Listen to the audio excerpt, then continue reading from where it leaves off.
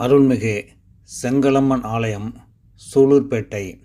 சூலூர்பேட்டை நகரில் அமைந்துள்ளது இந்த அம்மன் ஆலயம்.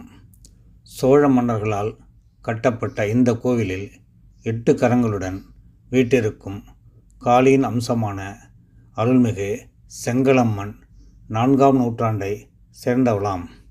முற்காலத்தில் தென்காளி என்றும் பிற்காலத்தில் செங்காளி என்றும் தற்பொழுது செங்களம்மா என்றும் அழைக்கப்படும் இந்த அம்பிகை சூலூர்பேட்டை நகரின் காவல் தெய்வமாக விளங்குகிறாள்.